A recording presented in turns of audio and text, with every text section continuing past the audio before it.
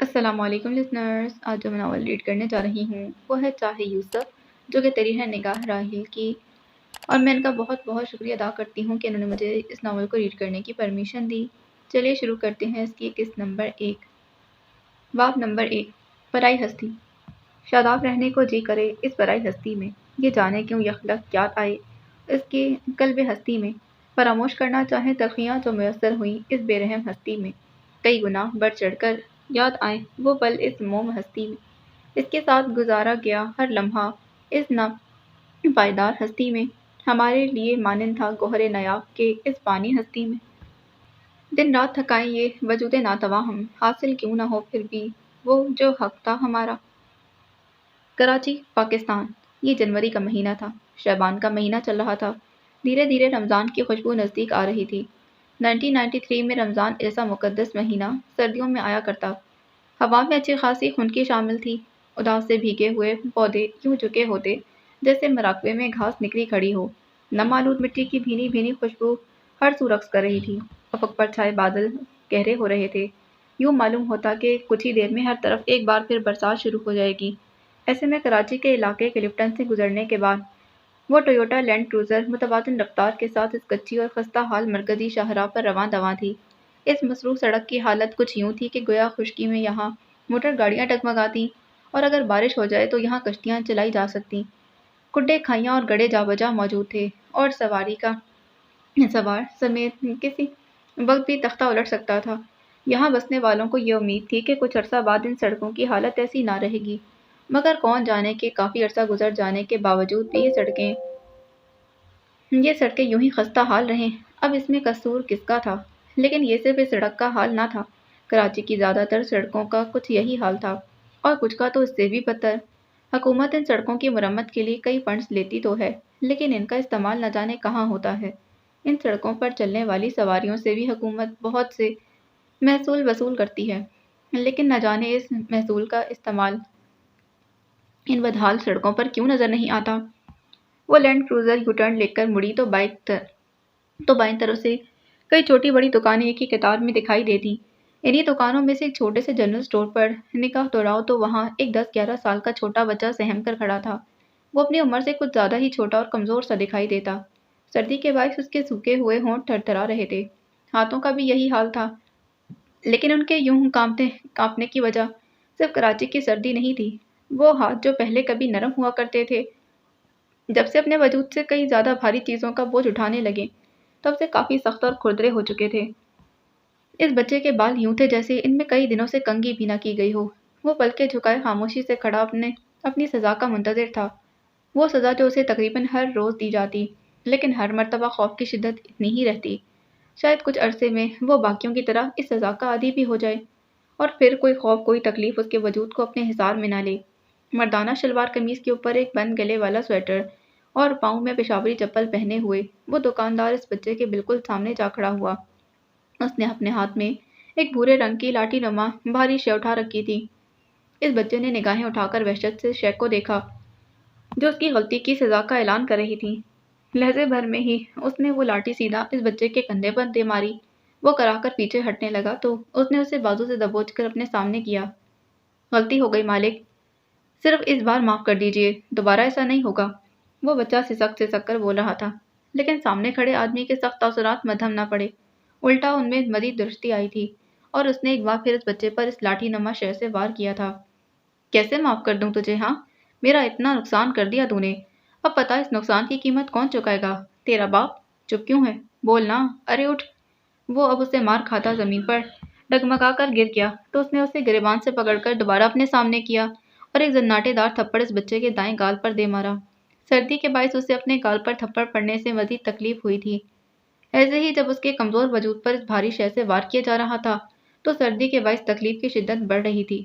ارد گرد کھڑے لوگ یہ سب یوں دیکھ رہے تھے جیسے یہ ان کا روز کا معمول ہو، جیسے یہاں کھڑے سب افراد اس ظلم کے عادی ہو چکے ہوں، یا پھر یہاں کھڑے تماشائی انسان نہیں جانور ہوں جنہیں معلوم ہی نہ ہو کہ ظلم کیا ہے اور ظلم کے خلاف بولنا کیا ہے۔ کچھ ہی فاصلے پر ایک اور دکان میں کھڑا نوجوان لڑکا یہ منظر دیکھ رہا تھا۔ اس کی آنکھوں میں آنسو بھرے، دل بار بار کہتا کہ وہ جائے اور جا کر اس بچے کو اس ظالم ظالم دیو کی قید سے آزاد کروا لے، مگر ذہن کے پردوں پر بار بار اپنے والدین کے الفاظ گونجتے تھے: بیٹا، باہر جا کر کسی کے معاملے میں کچھ نہیں بولنا، نہیں تو نقصان صرف تمہارا ہی ہوگا، آج کل زمانہ اچھا نہیں۔ افسوس کی بات یہ تھی کہ یہاں موجود کچھ لوگ دل ہی دل میں یہ چاہتے تھے کہ اس بچے کو بچائیں، لیکن ان کے دل اور دماغ میں چلتے اسی طرح کے الفاظ نے ان کے قدموں میں بیڑیاں ڈال رکھی تھیں۔ کیا تھا اگر وہ سب مل کر اس بچے کو اس ظالم سے بچا لیتے؟ لیکن نہیں، ہر کسی کو یہاں صرف اپنی پرواہ تھی۔ کئی لوگ خاموش تھے، صرف اپنے لیے، اور یہ خاموشی ہی بتا رہی تھی کہ یہ معاشرہ کتنا مہذب اور شائستہ تھا۔ وہ دکاندار اب ایک بار پھر اس بچے کو بری طرح لاٹھی نما شے سے پیٹ رہا تھا۔ ارد گرد موجود لوگ اپنے اپنے کاموں میں مگن تھے۔ وہ نوجوان لڑکا جو دکان میں کھڑے اس بچے کو نم آنکھوں کے ساتھ دیکھ رہا تھا، اس معاشرے پر خوب ملامت کرتے جا چکا تھا۔ لوگ یہ کیوں نہیں سمجھتے کہ سماج ہم سے ہی تو بنتا ہے؟ اس کمسن بچے کی آنکھیں امید کی کرنوں سے آ رہی تھیں، دل تاریکی کے گہرے سائے میں ڈوبا ہوا تھا۔ کوئی دعا بھی لبوں سے اب نہ نکلتی۔ اسے جب پہلی بار یوں مار پڑی تب اس نے خوب اپنے رب کو پکارا، مگر اب وہ زبان سے کبھی خدا کو نہیں پکارا کرتا۔ یوں لگتا جیسے اس ظلم نے اسے اس کا ایمان ہی چھین لیا ہو۔ وہ سیاہ لینڈ کروزر اس جنرل اسٹور کے سامنے رکی۔ وہ پہلے یہاں سے گزرنے لگی تھی، لیکن یوں معلوم ہوتا کہ اس کے اندر بیٹھے کسی شخص نے گاڑی واپس جنرل اسٹور کے سامنے موڑنے کی ہدایت دی ہو۔ ڈرائیونگ سیٹ کا دروازہ کھلا۔ ایک سوٹڈ بوٹڈ آدمی جو یقیناً اس گاڑی کا ڈرائیور تھا، اس نے گاڑی کی پچھلی سیٹ کا دروازہ کھولا۔ گاڑی کی پچھلی سیٹ کا دروازہ کھلا تو اس نے قدم باہر نکالے تھے، ایک اور گہری سانس کو اندر کھینچا اور پھر گاڑی سے باہر نکلا تھا۔ ڈرائیور نے دروازہ بند کر دیا اور مؤدب انداز میں اس کے ساتھ چلنے لگا تھا۔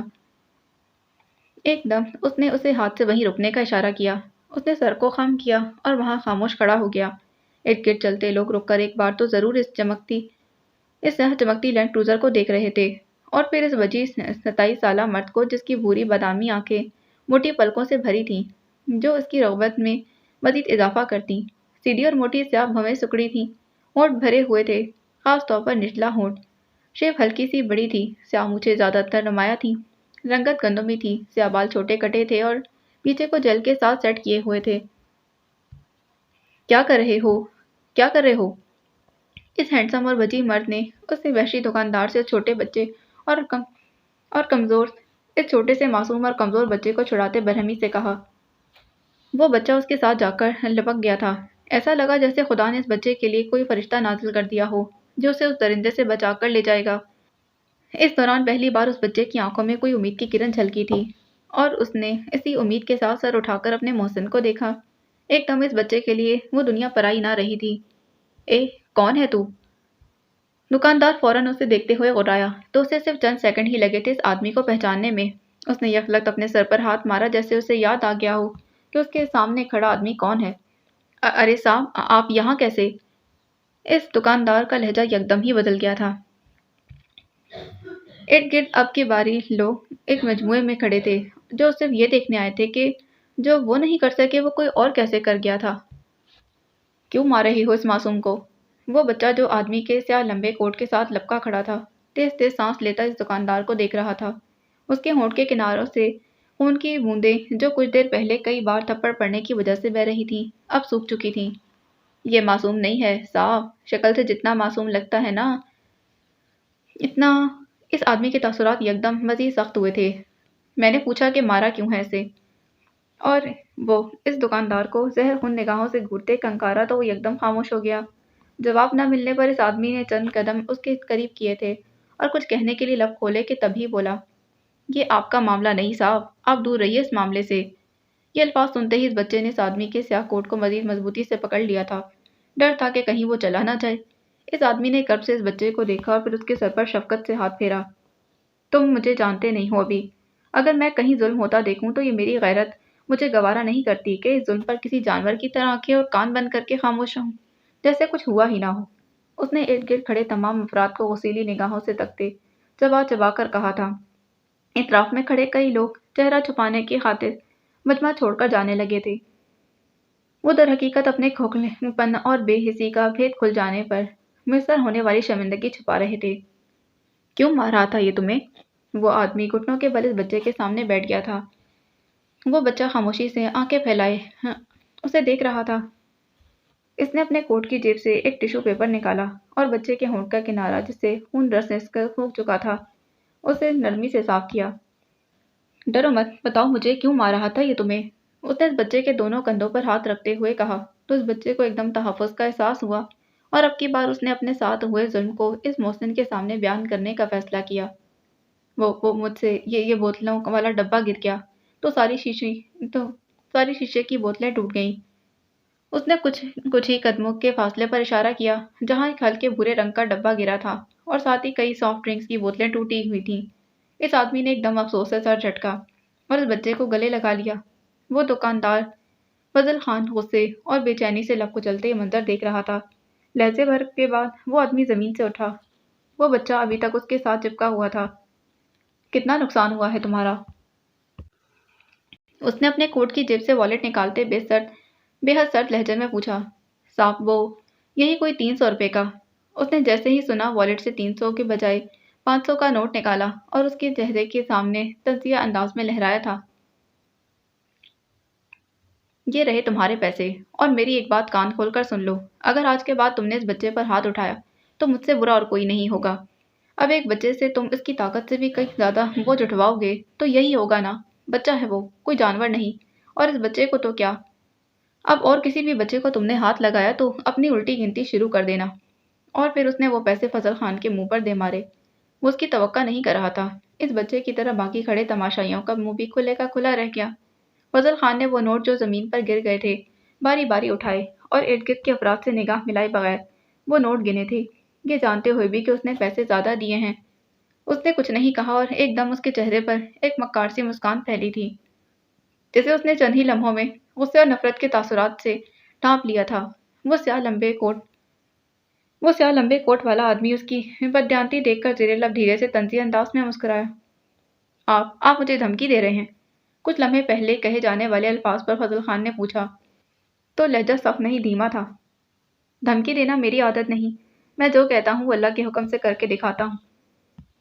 اس نے شہادت کی انگلی سے اشارہ کرتے اپنے ہر لفظ پر زور دیا تھا۔ فضل خان نے سر جھکا لیا، یوں جیسے اس پر لرزہ طاری ہو گیا ہو۔ اب کی بار وہ آدمی دوبارہ اس بچے کے پاس گھٹنوں کے بل بیٹھا تھا اور اس کے کان میں کچھ کہا۔ وہاں کھڑے تماشائیوں نے ایک دوسرے کو سوالیہ نگاہوں سے دیکھا۔ فضل خان کا ان کی طرف دھیان نہیں تھا۔ وہ ایک بار پھر نوٹ گن رہا تھا جس آدمی نے اس کے منہ پر دے مارے تھے۔ اس نے جو 300 روپے کا مطالبہ کیا تھا وہ بھی جھوٹ تھا، اصل نقصان تو صرف 200 روپے کا ہوا تھا۔ او ہاں، یہ میرا کارڈ رکھ لو تم، اگر آئندہ اس نے تم پر ہاتھ اٹھایا تو مجھے کال کر دینا، اس پر میرا نمبر لکھا ہے، ٹھیک ہے؟ بچے کے سامنے سے اٹھتے ہوئے اس نے اپنے والیٹ سے کارڈ نکال کر تھمایا۔ اس بچوں کی آنکھوں میں اب امید کی لہریں جھلک رہی تھیں۔ جانے سے پہلے اس آدمی نے ایک تنبیہی نگاہ فضل خان پر ڈالی اور مڑنے ہی لگا کہ وہ بچہ بولا، شکریہ صاحب۔ اس کے لہجے میں بہت کچھ تھا، تشکر، امید، احسان مندی اور نہ جانے کیا کیا۔ اس نے مسکرا کر اسے دیکھا اور پھر اپنی لینڈ کروزر کی طرف بڑھنے لگا۔ ڈرائیور نے اس کی سائیڈ کا دروازہ کھولا اور واپس اپنی سیٹ سنبھال کر گاڑی وہاں سے لے گیا تھا۔ اس کے جانے کے بعد اس بچے نے وہ کارڈ دیکھا جس پر اسی سیاہ لمبے کوٹ والے شخص کی تصویر کے ساتھ جلی حروف میں اس کا نام لکھا تھا، خلیل ابراہیم۔ اس بچے نے اپنے محسن کا نام زیر لب دہرایا اور پھر اس کی زبان سے خود بخود اس کے لیے کئی دعائیں نکلنا شروع ہو گئی تھیں۔ اتنے عرصے بعد اس نے اگر کوئی دعا کی تو وہ خود کے لیے نہیں بلکہ اپنے محسن کے لیے۔ نہ پوچھ ہم سے کیا ہے رویا میں بیاں کر نہ سکے جو زبان، فقط وہ ہے تصور میں۔ وہ بے حد خوبصورت اور پرفتن محل ایک سرسبز، شاداب اور متحرک باغ کے درمیان شاندار طریقے سے سر اٹھائے کھڑا تھا۔ اس کا پیچیدہ پتھر کا اگواڑا نرم آسمانی روشنی کے ساتھ چمک رہا تھا۔ باغ میں مختلف اقسام کے رنگ برنگے اور دل فریب پھول اپنی دلکش مہک ہر سو پھیلانے میں مصروف تھے۔ ہوا خاص طور پر گلاب اور موتیے کی میٹھی خوشبو اور ساتھ ساتھ چشمے کی نرم سریلی آواز سے بھری ہوئی تھی۔ اس خوبصورت محل کے اندر نگاہ دوڑاؤ اور سیدھا عظیم الشان تخت والے کمرے میں جاؤ تو وہاں وہ معصوم، خوبصورت اور دل فریب شہزادی بیٹھی تھی جس کے چاروں اطراف میں بلند و بالا کھڑکیاں تھیں جو سورج کی روشنی کو مشکل سے خود سے گزار کر سنگ مرمر کے فرش پر رنگوں کا کلیڈوسکوپ ڈالتی تھیں۔ شہزادی کے لمبے سنہرے کھلے بال سیدھے گھٹنوں تک آتے۔ اس نے سر پر ایک چمکتا ہوا سنہرے رنگ کا تاج پہن رکھا تھا جس پر وہ مشہور اور بیش قیمت نیلے رنگ کا چمکتا ہیرا اوپینیمیر بلو ڈائمنڈ نصب تھا۔ وہ اس وقت روشن ہلکے نیلے رنگ کے ریشمی گاؤن میں ملبوس تھی جو ستاروں کے تانے بانے سے بنا ہوا تھا۔ اس کی آنکھیں بھی روشن تھیں، بے حد روشن۔ وہ خوبصورت شہزادی نزاکت سے اپنے گاؤن کو سنبھالتی ایک بلند اور بالا کھڑکی کے سامنے جا کھڑی ہوئی اور بہت امید سے باہر کے نظارے دیکھنے لگی۔ ہمیشہ کی طرح وہ آج بھی اس کے انتظار میں تھی۔ اس کی آنکھیں اسے دیکھنے کے لیے ترس رہی تھیں۔ اس کھڑکی سے باہر دور دور تک شاید پہاڑ دکھائی دیتے جن کی ہموار چوٹیاں دھندلے نیلے رنگ کے پردوں میں ڈھکی ہوئی تھیں۔ پس منظر میں خوبصورت چشمہ جھلکتا ہوا دکھائی دیتا اور اس کا صاف اور شفاف پانی سورج کی کرنوں کے باعث چمک رہا تھا۔ پرندوں کی چہچہاہٹ اور خوشبودار پھولوں کا ہوا کے ساتھ دھیرے دھیرے رقص کرنا شہزادی کے لیے اس منظر کو مزید مسحور کن بنا رہا تھا۔ شہزادی کے کانوں میں ایک دم گھوڑے کی چاپ کی آواز سنائی دی جو دور کہیں سے آ رہی تھی۔ اس کے دل کی دھڑکن تیز ہو گئی تھی، بہت تیز۔ چہرے پر ایک دلکش مسکراہٹ پھیل گئی۔ گھوڑے کی چاپ کی آواز کچھ قریب سنائی دینے لگی۔ وہ خوشی سے الٹے پیر گھومی اور مسرت بھرے انداز میں نزاکت سے گاؤن کو تھامے جھومنے لگی۔ وہ جس کا انتظار کر رہی تھی وہ آ گیا تھا۔ بالآخر اس منتظر شہزادی کا انتظار اپنے اختتام کو پہنچنے والا تھا۔ اور یہ کیا؟ ایک دم ہر شے بری طرح ہلکورے کھانے لگی۔ ہر سو عجیب سی تھرتھراہٹ پیدا ہوئی، لیکن وہ شہزادی گھبرائی نہیں بلکہ اس نے بیزاری اور رفتاہٹ سے ارد گرد دیکھا۔ کچھ دیر اور پھر میں پکا واپس آ جاؤں گی، لہجہ التجائیہ تھا، لیکن ارد گرد موجود چیزیں مزید ہلکورے کھانے لگی جیسے یہاں زلزلہ آ گیا ہو۔ اس نے برہمی اور ناگواری سے سر پر پہنا تاج ہاتھ میں پکڑا، چند لمحے اسے افسوس اور حسرت سے دیکھا، پھر اچھال دیا۔ وہ تاج مخملی قالین پر جا گرا اور اب دور دور سے آوازیں بھی سنائی دینے لگی تھیں۔ سویکلیتی میری، اٹھ جاؤ میری۔ وہ 23 سالہ لڑکی کافی غصے میں اس نیند کی ان وادیوں میں گم ہوئے وجود کو جگا رہی تھی۔ وہ طالوی زبان بول رہی تھی، کوساتی سکسیڈ ایمے، کیا مسئلہ ہے تمہارا ایمی؟ بالآخر شہزادی کو خوابوں کی خوبصورت ہستی سے نکل کر برائی ہستی میں واپس آنا پڑا۔ مسئلہ میرا نہیں تمہارا ہے، تمہاری نیند جو کبھی ختم ہونے کا نام ہی نہیں لیتی۔ کتنی سست ہو تم، اس نے تقریباً جھڑکا تھا۔ شہزادی بنام میری کروز پر کوئی اثر نہ ہوا۔ اس نے ارد گرد اس چھوٹے سے کمرے میں ایک نگاہ دوڑائی تھی۔ یہ کمرہ تو اس کے خوابوں کی دنیا سے بالکل مختلف تھا۔ چھوٹی کھڑکیاں جن پر سفید رنگ کے پردے ایک طرف کو کیے ہوئے تھے، 2 سنگل بیڈ اور ایک چھوٹا سا دیوار پر ٹنگا آئینہ، وہ آئینہ جو اس کے سامنے ہمیشہ حقیقت آشکار کرتا تھا۔ وہ شہزادی میری کروز نہیں، صرف میری کروز ہے۔ مجھے اپنی نیند بہت پیاری ہے، پھر چاہے کوئی مجھے جتنا مرضی سست سمجھے، میں اپنی نیند کو کسی قیمت پر قربان نہیں کر سکتی۔ اس نے اپنی روم میٹ اور سہیلی ایمیلیا کی طرف دیکھتے کہا اور پھر جھٹ سے کمبل میں گھس گئی تھی۔ ایمیلیا نے یہ دیکھ کر افسوس سے سر دائیں بائیں ہلایا، جیسے کہہ رہی ہو کہ اس کا کچھ نہیں ہو سکتا۔ ٹھیک ہے، اگر تمہیں تمہاری نیند اتنی پیاری ہے تو سوتی رہو، میں کلاس لینے جا رہی ہوں، مگر اب تم مت آنا۔ اس نے کندھے سے پرس لٹکاتے ہوئے بنیادی سے کہا، تو میری نے کمبل سے منہ باہر نہیں نکالا۔ سنو، ٹائم کیا ہوا ہے؟ آواز میں بیزاری تھی۔ 8 بجنے میں صرف آدھا گھنٹہ باقی ہے۔ ایمیلیا نے کلائی میں پہنی گھڑی پر وقت دیکھتے بتایا تو اس نے فوراً کمبل پیچھے کو سرکا۔ تم نے مجھے پہلے کیوں نہیں جگایا؟ میں تو لیٹ ہو جاؤں گی، اس نے تیز تیز لہجے میں کہا اور بستر سے نیچے متلاشی نگاہوں میں ارد گرد دیکھا تھا۔ وہ اپنے جوتے ڈھونڈ رہی تھی۔ ایک تو وہ ہمیشہ جوتے کہیں نہ کہیں اتار کر بھول جایا کرتی تھی۔ اس نے ننگے پیر ہی ٹھنڈے فرش پر پاؤں رکھا۔ وہ تو جیسے سردی سے ایک دم ہی تلملا اٹھی۔ فرش ٹھنڈا یخ تھا۔ اٹلی میں آج کل کچھ زیادہ ہی ٹھنڈ پڑ رہی تھی۔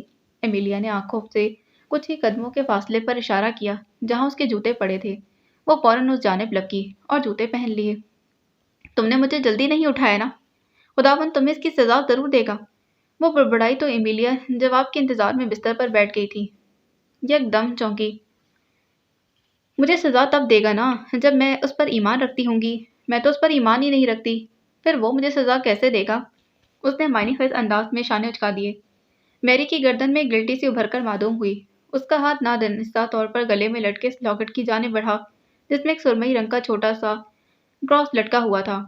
وہ اس وقت اس سے بحث نہیں کرنا چاہتی تھی کیونکہ ہر مرتبہ بحث میں فتح اس سے نہیں ایمیلیا کو ہی مل رہی ہوتی، لیکن ہر بار وہ بحث ختم کر دیتے بغیر کسی قسم کے نتائج کے۔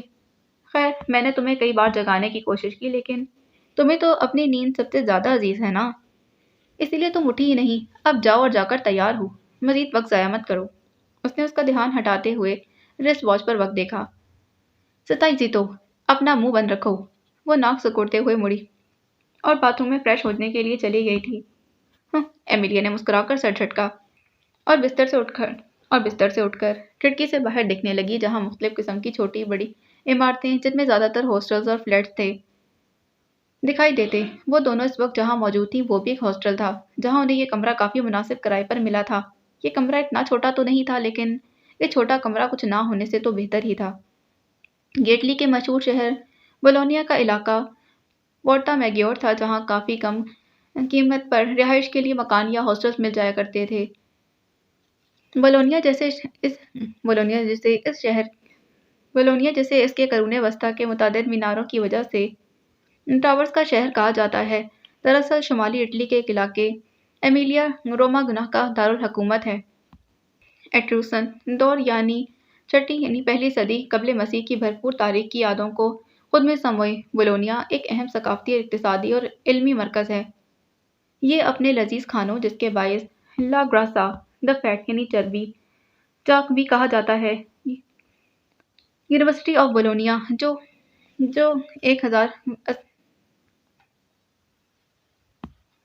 1088 میں قائم کی گئی، جس کی وجہ سے اسے لا دوتا دا لرن سیکھا ہوا یا پھر عالم کہا جاتا ہے، اور قرون وسطیٰ کے فن تعمیر کی وجہ سے کافی مشہور ہے۔ لاہور، پاکستان۔ تاریخ تھی 20 فروری اور سال تھا 2023۔ رجب کا مہینہ چل رہا تھا۔ زندہ دلانے شہر، جو کبھی متحرک اور ہلچل مچانے والا شہر تھا، ایک گھنے سرمئی قہر میں ڈوبا ہوا تھا۔ فروری کے مہینے میں موسم سرما کی دھند شہر صوفیہ پر پرنم اور ٹھنڈے کمبل کی طرح اتر آتی تھی۔ سورج اس گھنی دھند میں اپنی کرنیں پھیلانے کے لیے جدوجہد کر رہا تھا، جس کے باعث سڑکوں پر ایک کمزور نازک سی سنہری اور نارنجی چمک گر رہی تھی۔ درخت جو کبھی ہرے بھرے اور سرسبز تھے، ان کی شاخیں دھندلے آسمان پر نازک قلم اور سیاہی کی طرح نقش ہو رہی تھیں۔ اسموک اور موٹر گاڑیوں سے خارج ہونے والے زہریلے دھوئیں نے فضا کو بھاری کر رکھا تھا۔ سڑکوں پر نگاہ دہرائی جائے تو اکثر شاہراہوں پر گاڑیاں اور دوسرے سواریاں ایک دوسرے کا راستہ کاٹیں اوورٹیک کرتے دکھائی دیتی۔ ٹریفک کا بہاؤ بالکل بھی رواں نہیں تھا، ہر کسی کو نہ جانے کس بات کی جلدی تھی۔ لاہور پاکستان کے ثقافتی مرکز کا اپنی ہی غفلت کے بوجھ تلے دم گھٹ رہا تھا۔ ایسے میں منظر تھا کہ بحریہ ٹاؤن کے خوبصورت 2 منزلہ گھر کا، جس کے باہر ایک بڑا سا سرسبز لان تھا، جس میں کھڑا مالی صابر، جسے یہاں رہنے والے لوگ صابر چچا کہتے تھے، موٹے کپڑے اور گرم ٹوپی جو کہ خصوصاً سردی سے بچاؤ کے لیے پہنے گئی تھی، پودوں کو پانی دے رہا تھا۔ اس کی عمر 50 سال سے اوپر ہی تھی۔ اس وقت پورچ میں گھر کے مالک کی سفید رنگ کی پراڈو کھڑی تھی، جو اکثر اوقات یہاں موجود نہ ہوا کرتی۔ یہاں اس وقت اس کے ہونے کا مطلب یہی تھا کہ گھر کا مالک آج دفتر سے جلدی واپس آ گیا ہے۔ وہ زیادہ تر شام کو ہی واپس آیا کرتا، دوپہر کے وقت صرف تب آتا جب گھر پر کوئی بہت اہم کام آ پہنچتا، یا پھر یاد عزیز نے دل اور دماغ پر کافی شدت سے اثر کر دیا ہو۔ اس گھر کے اندر قدم بڑھاؤ تو راہداری میں سے گزرنے کے بعد ایک بڑا سا لاؤنج آتا۔ اس میں سے اوپر کی طرف جاتی ہوئی بل کھاتی سیڑھیاں دکھائی دیتی، جس کے ذریعے لوگ دوسری منزل پر جا سکتے۔ اس سے اوپر کشادہ سی چھت تھی۔ اس لاؤنج کے دائیں طرف لیونگ روم تھا اور بائیں طرف اسٹڈی روم۔ کافی قدم چل کر پیچھے جاؤ تو باورچی خانہ دکھائی دیتا، جس میں اس وقت ایک ادھیڑ عمر خاتون ارج بوا کھڑی دوپہر کا کھانا پکا رہی تھی۔ ان کے ساتھ 2 اور ملازم بھی تھے، جو کھانا بنانے میں مدد کروا رہے تھے۔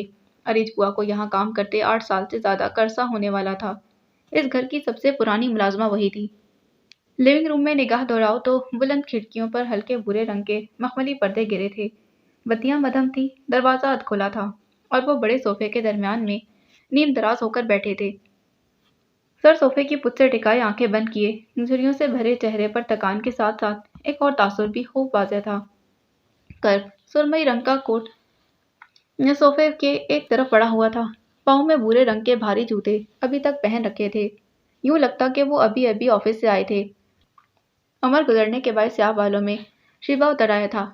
اس بڑے صوفے کے دونوں طرف 2 سنگل صوفے پڑے تھے، جن کا رنگ اس بڑے صوفے کی طرح ہی گہرا بھورا تھا، اور مرکز میں اسی رنگ کی میز پڑی تھی، جس کے اوپر خوبصورت ہلکے سنہرے رنگ کا دسترخوان ٹیبل میٹ بچھا ہوا تھا۔ اس پر ایک ریڈیو پڑا ہوا تھا، جو آج کل کے زمانے سے کافی پرانا لگتا تھا۔ اے خوبصورتی کے بادشاہ، دیکھ ہم اپنے وجود سے غافل ہو گئے ہیں۔ ریڈیو پر غلام حسین ندیم کا کلام گونج رہا تھا، جسے وہ شخص اکثر تب سنا کرتا جب یادیں کل اسے ستایا کرتی تھی۔ ہماری معصوم زندگی حسرت سے گاتی ہے کہ ہم اس پر پرائی دنیا میں گم ہو گئے ہیں۔ اس کی آنکھ سے ایک موتی لڑکتا ہوا گال کو چھو گیا تھا۔ وہ بوڑھا وجود بظاہر تو خاموش تھا، لیکن دل سسکیاں لے کر رو رہا تھا۔ ایک وقت تھا جب یہ آنکھیں خوب گریا کیا کرتیں، لیکن پھر وہ وقت بھی آیا جب ان آنکھوں میں خوب گریا کرنے کی مزید طاقت بھی باقی نہ رہی، یوں جیسے آنکھوں کا پانی سوکھ چکا ہو۔ زیادہ سے زیادہ ایک دو آنسو ہی، اور پھر آنکھیں بہا پاتی تھیں۔ شاید آنکھوں نے بھی صبر کا دامن سختی سے تھام لیا تھا۔ ریڈیو پر چلتا غلام حسین ندیم کا کلام جاری تھا، اور اس کے قلب کا سسکیاں لینا بھی جاری رہا۔ لیونگ روم سے باہر جاؤ اور سد دروازے کی اور دیکھو تو وہاں سے وہ 19 سالہ لڑکی سرمئی رنگ کے پورے آستینوں والے بلاؤز، سیاہ ریشمی اسکرٹ اور ہم رنگ سکارف میں ملبوس اندر داخل ہو رہی تھی۔ گہرے بھورے رنگ کی آنکھیں اس قدر روشن تھیں جیسے ان میں سے روشنیوں کے چشمے جھلک پڑیں گے۔ چہرے کا رنگ نکھرا نکھرا سفید اور گلابی سا تھا، نازک اور باریک تیکھی ناک، سرخ ہونٹ انچ انچ بھر ٹیڑھی، اور پھر گھنی پلکیں تھوڑی کا حسین گڑھا حسن میں مزید اضافہ کرتا۔ بابا کدھر ہیں آپ بابا؟ وہ تیز تیز قدم اٹھاتی ہوئی متلاشی نگاہوں سے دیکھتی رہی۔ آواز میں آج حد درجہ پرجوشی اور مسرت شامل تھی۔ وہ رازداری سے گزرتی لاؤنج میں آئی، ایک دو گہرے سانس لیے اور پھر ڈرائنگ روم میں آ گئی تھی، جہاں اس وقت کوئی موجود نہیں تھا۔ وہ الٹے پیر واپس مڑی اور بابا کو ڈھونڈنے کے لیے لیونگ روم کا رخ اختیار کیا تھا۔ قدموں کی تیزی مزید بڑھ گئی تھی۔ ساڈا ہر دم جی کر لاون، ساڈی نروگاوے اک، ہر پل ہمارا دل آپ کی یاد میں تڑپتا ہے اور ہماری آنکھیں آپ کی یاد میں اشک بہاتی رہتی ہیں۔ اس شخص نے ایک دم اپنی آنکھیں کھولیں جو ہلکی گلابی پڑ رہی تھیں، جو کئی دکھ اور تکالیف اپنے اندر سموئے ہوئے تھیں۔ لیونگ روم میں سوگواریت کا ماحول مزید بڑھ گیا تھا۔ وہ بوڑھا وجود دوبارہ سے اپنا سر صوفے کی پشت کے ساتھ ٹکائے کہ تبھی لیونگ روم کا ادھ کھلا دروازہ پورا کھلا اور وہ سامنے کھڑی دکھائی دی۔ اوہ تو آپ ادھر بیٹھے ہیں، میں ہوں کہ آپ کو پاگلوں کی طرح پورے گھر میں ڈھونڈے جا رہی ہوں۔ اس نے اداس سے ماحول میں زندگی کی تال سی چھیڑ دی تھی، اور اپنے بابا کا چہرہ دیکھ کر وہ سمجھ گئی کہ وہ یہاں کیا کر رہے تھے۔ اسے دیکھ کر اس کے بابا نے پلکیں آنکھوں پر گرائیں، جیسے خود غور سے دیکھا کہ کون آیا ہے، پھر آنکھوں میں یاسیست اور مانوسیت ابھری تھی۔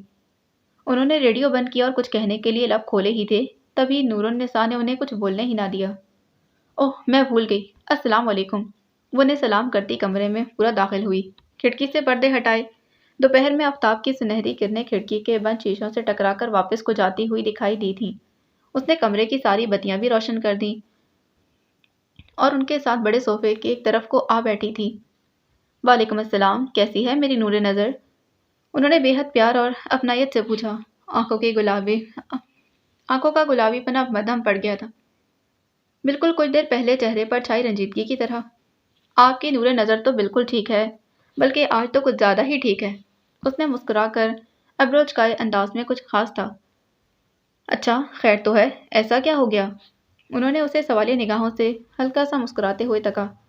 بابا آپ کی نور النظر یعنی نور النساء نے، وہ کہتے کہتے رکی، جیسے ماحول میں تخفیف پیدا کرنا چاہ رہی ہو۔ نے؟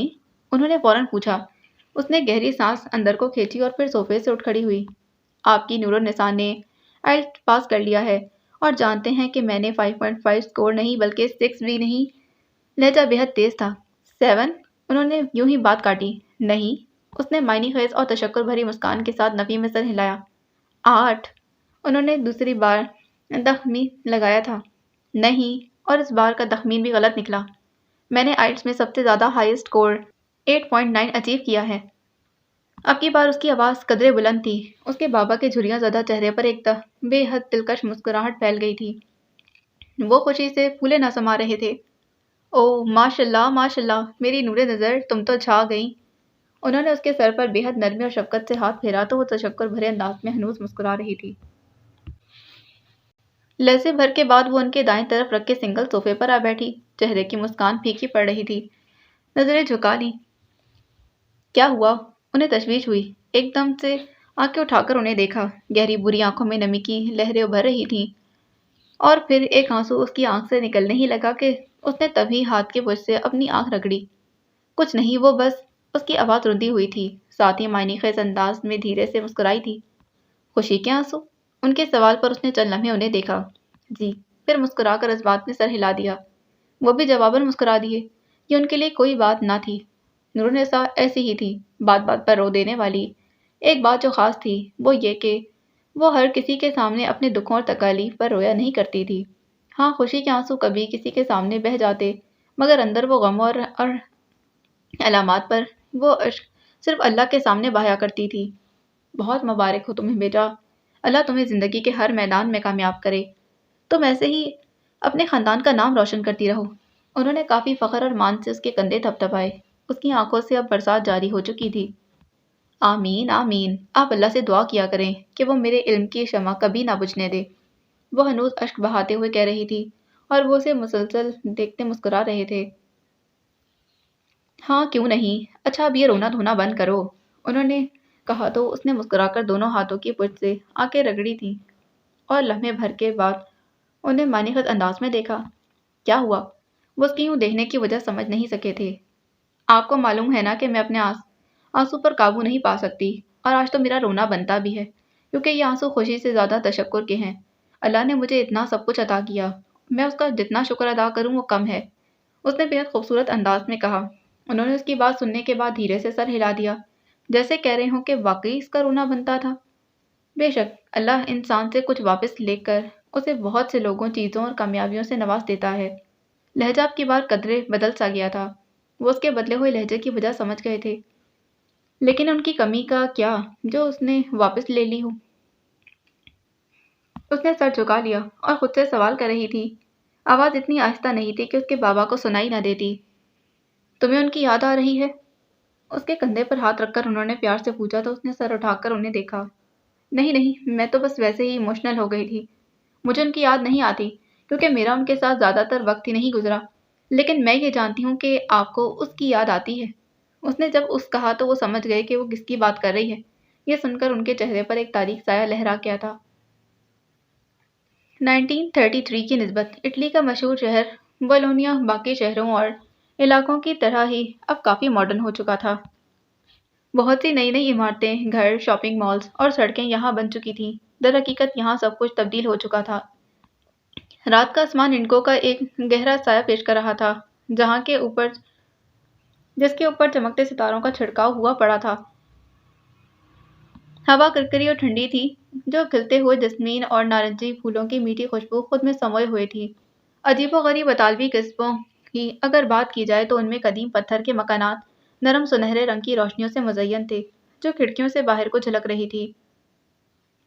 ٹیراکوٹا ٹائل کی چھتیں چاندنی کی روشنی میں بے حد گرم جوشی سے چمکتی نظر آ رہی تھیں، جو در حقیقت ایک دلکش سما تھا۔ تنگ موچی پتھر کی گلیاں خالی اور پرسکون تھیں، سوائے کسی قریبی بار سے ہنسی اور موسیقی آوازوں کے علاوہ۔ اسٹریٹ لائٹس جو پیچیدہ لوہے کے کام سے مزین تھی، فرش پر ایک سنہری چمک ڈالنے میں مشغول تھی۔ جیسے جیسے رات بولونیا میں ڈھلتی یہ منظر اور بھی دل فریب ہو جاتا۔ مہر آسمان سے بلندیوں کو چھونے لگتا اور پورے شہر پر مہر کی چمک چھا جاتی۔ ایسے میں وہ لگنا کے نامور اور پوش علاقے سینٹرو اسٹوریکو میں نگاہ دوڑاؤ تو وہ علاقہ جسے بولونیا کا قلب کہتے ہیں، جو اپنی قرون وسطیٰ کی عمارتوں، تنگ گلیوں اور ریسٹورنٹس کے لیے جانا جاتا ہے۔ موچی پتھر والی گلی میں منفرد گھروں کی قطار میں سے ایک گھر اس کا بھی تھا۔ اس گھر کا بیرونی ایک باڑہ ایک شہد کے رنگ کا پتھر تھا، جو پیچیدہ نقش و نگار اور آرائشی بالکونیوں سے مزین تھا۔ سامنے کا دروازہ ٹھوس لکڑی سے بنا تھا، ایک خوبصورت لوہے کی دستک سے مزین، ایک تنگ داخلی ہال پر کھلتا۔ اس ہال کا فرش دلکش سنگ مرمر سے بنا تھا اور اس میں ایک شاندار کرسٹل فانوس بھی تھا، جو اپنی سنہری روشنی ہر سو پھیلانے میں مگن تھا۔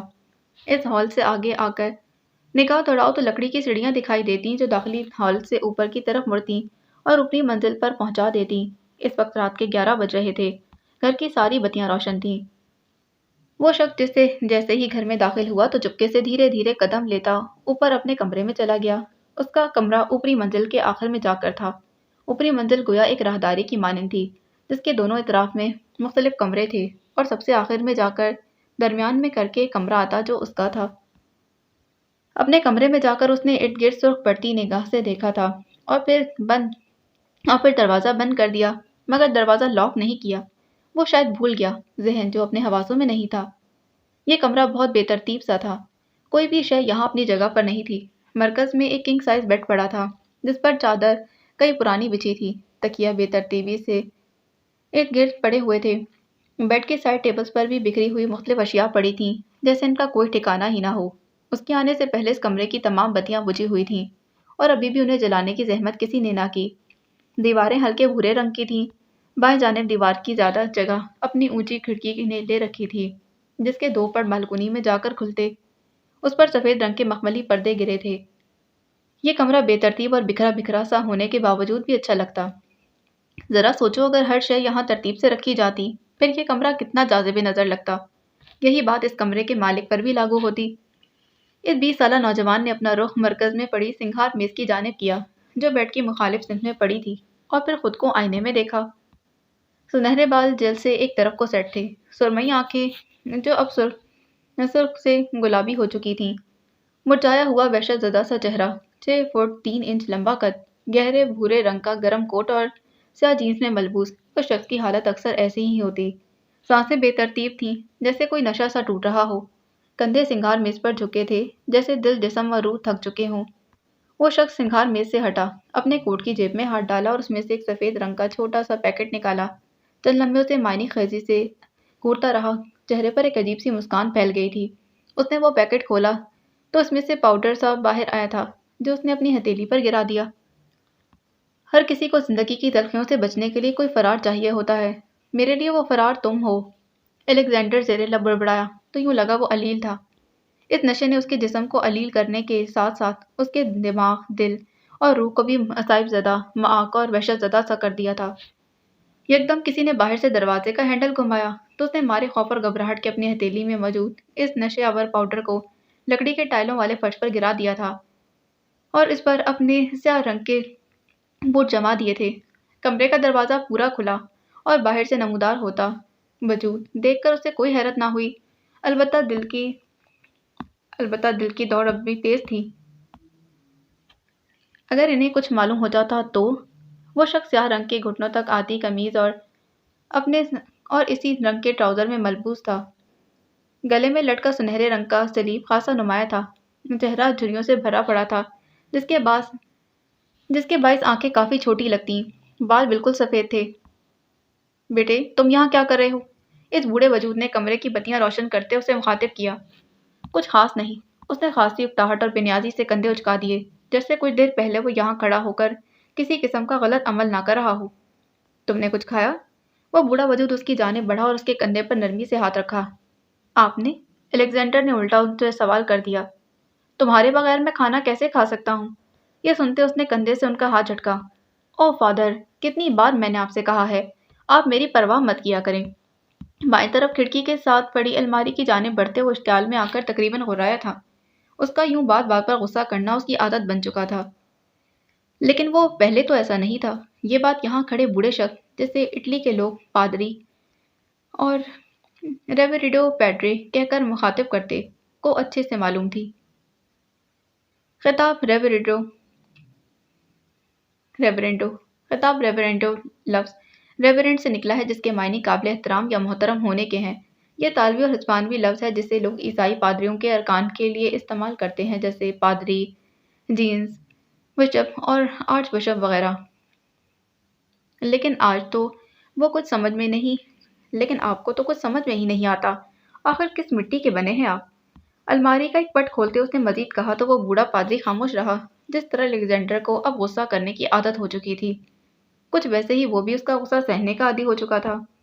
تمہارا کھانا فریج میں رکھا ہوا ہے، جب بھوک لگے تو کھا لینا، وہ عام سے لہجے میں کہہ کر مڑنے ہی لگا تھا کہ ایک دم سے اس کے قدم جم گئے، ذہن کے پردوں پر جھماکا سا ہوا۔ الیگزینڈر نے الماری سے اپنا نائٹ سوٹ نکالا اور اس کے دونوں پٹ زور سے بند کیے، پھر ایک نظر پادری کو دیکھا اور سر جھٹکا۔ وہ باتھ روم میں جانے لگا تبھی اس نے اسے مخاطب کیا۔ میں تمہیں یہاں بتانے آیا تھا کہ میں نے تمہارا سائیکالوجی میں داخلہ کروا دیا ہے، وہ بھی تمہاری پسندیدہ یونیورسٹی میں۔ اور یہ سن کر الیگزینڈر رک گیا تھا، پھر مڑ کر اس بوڑھے شخص کی آنکھوں میں دیکھا۔ जैसे कुछ पूछ रहा हो। यूनिवर्सिटी ऑफ बोलोनिया, उसने अपने सर को जुम्बिश देते हुए मुस्कुराकर कहा, लेकिन वो ना मुस्कुराया, बस यूं ही चुपचाप खड़ा रहा। पूछो कि नहीं कि दाखिला कैसे हुआ?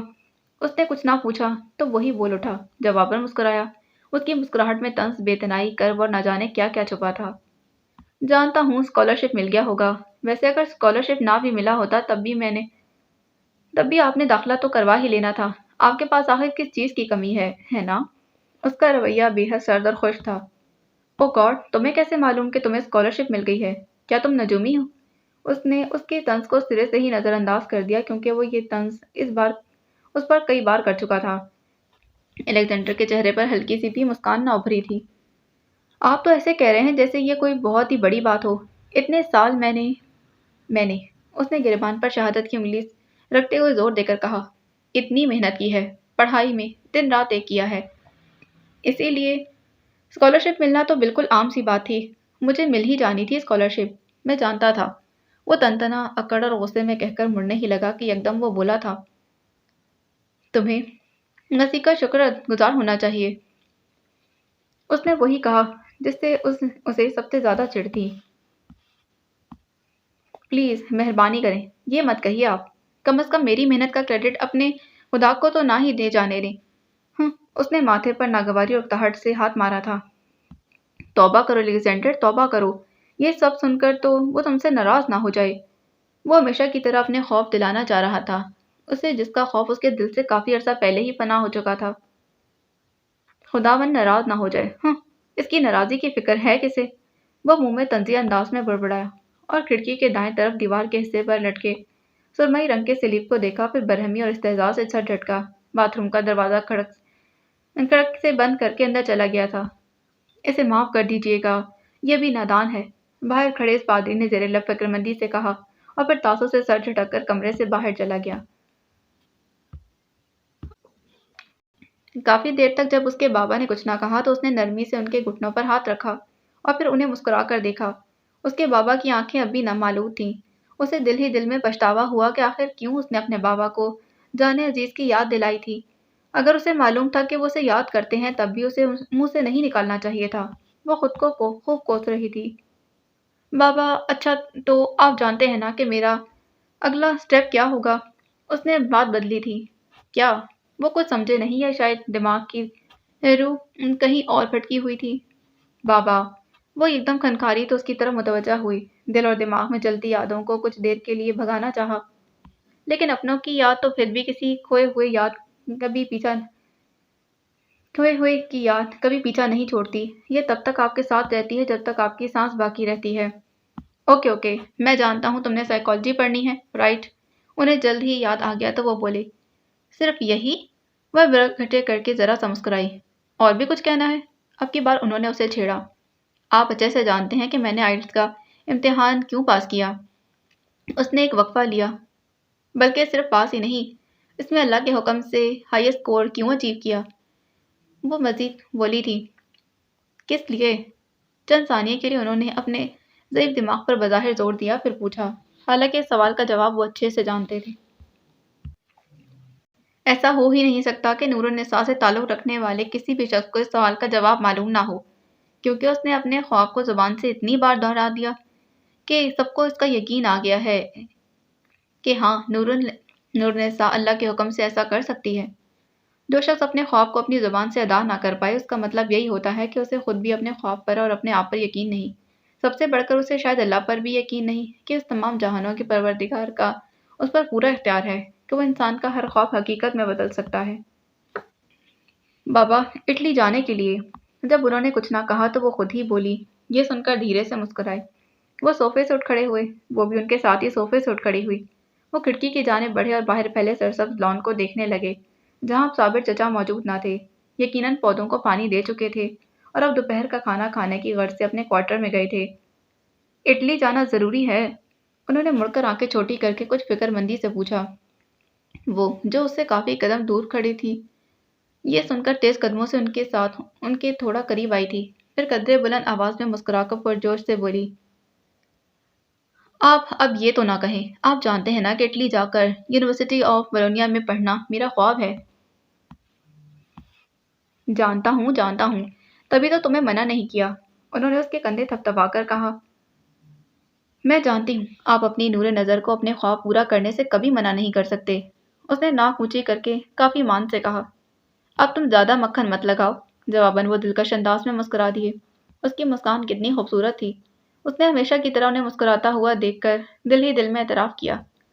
کتنا اچھا ہونا کہ بابا ہر وقت ایسے ہی مسکراتے رہیں۔ میں سچ کہہ رہی ہوں، آپ بہت بہت بہت اچھے ہیں بابا، وہ خوش دلی سے بولی۔ اور یہ جھوٹ بھی نہیں تھا۔ اچھا بس بس، وہ ایسے ہی تھے، اپنی تعریف سننا انہیں پسند نہیں تھا۔ شاید وہ عمر کے اس حصے میں آ چکے تھے جہاں اپنی تعریف سننا انسان کو کوئی خوشی نہیں دیتا۔ لیکن اس کے برعکس نور النساء کو اپنی تعریف سننے میں کوئی قباحت محسوس نہ ہوتی۔ نور النساء یہ جانتی تھی کہ اگر انسان کو کسی قابل تعریف کارنامے پر سراہا جائے تو در حقیقت یہ اسی کی تعریف ہوگی جس نے اسے قابل تعریف کام کرنے کی صلاحیت، موقع اور توفیق بخشی ہے۔ اس کے ساتھ ساتھ اس کا ماننا تھا کہ تعریف انسان کے لیے حصول اقبال یا محرک کے طور پر بھی کام کرتی ہے۔ یہ اللہ کی طرف سے ملنے والا ایک انعام ہوتا ہے، ایک بونس۔ اب اس انعام کا استعمال باقی تمام اشیاء کی طرح انسان پر منحصر ہے۔ کچھ اس کے باعث مغرور اور گھمنڈی ہو جاتے ہیں تو کچھ مزید عاجز اور اپنے رب کے اور زیادہ شکر گزار ہو جاتے ہیں۔ تمہارا اٹلی کا ویزا 15 دنوں تک بن کر آ جائے گا۔ کچھ دیر بعد یاد آنے پر انہوں نے اسے بتایا تو وہ یکدم چہک اٹھی تھی۔ ہیں سچی؟ اس کی گہری بھوری آنکھیں سورج کی ہلکی ہلکی کرنیں پڑنے کے باعث مزید روشن ہو گئی تھیں۔ یہ کرنیں اس کے بابا کے پہلو سے گزر کر اس کی آنکھوں پر گر رہی تھیں۔ میں کبھی جھوٹ نہیں بولتا، تم جانتی ہو۔ اس کے سر کو پیار سے سہلاتے وہ گویا ہوئے۔ تھینک یو سو مچ بابا، تھینک یو سو مچ، اس نے دونوں ہاتھ باہم ملاتے بے حد مسرور لہجے میں کہا۔ اچھا اب جا کر فریش ہو جاؤ، تمہاری سہیلیاں آتی ہی ہوں گی، انہوں نے اسے یاد دلایا۔ وہ جانتے تھے کہ وہ اپنی سہیلیوں کی آمد کے بارے میں بھول گئی ہوگی۔ اوہ ہاں، اشرا اور مشل، انہیں میں نے ہی بلایا تھا، میں تو خوشی سے بالکل ہی بھول گئی تھی۔ میں بس جلدی سے فریش ہو کر آتی ہوں، وولٹے پیر تقریباً بھاگتی ہوئی بولی۔ انہوں نے جواباً مسکرا کر اس بات میں سر ہلا دیا۔ اللہ اسے ہمیشہ خوش رکھے، اسے کبھی کوئی دکھ نہ پہنچے، آمین۔ اسے جاتا دیکھ انہوں نے زیر لبوں سے دعا دی تھی۔ فی الحال ان کے ذہن پر چھایا ہوا وہ کرب کچھ کم ہو گیا تھا۔ اس کی وجہ نور النساء کی کامیابی کی خبر تھی۔ نور النساء واقعی ان کے لیے خدا کا دیا ایک قیمتی تحفہ تھی جو ہر بار ان کے غموں اور دکھوں کو اپنی کسی نہ کسی خوشی اور کامیابی کے ذریعے کم کر دیا کرتی تھی۔ باقی اگلی قسط میں جانے سے پہلے چینل کو سبسکرائب کریں، ویڈیو کو لائک کریں، بیل آئیکن کو ضرور پریس کریں تاکہ ہر نئے آنے والی ایپیسوڈ کی اپڈیٹ آپ کو ملتی رہے۔ ملتے ہیں اگلی قسط میں، اللہ حافظ۔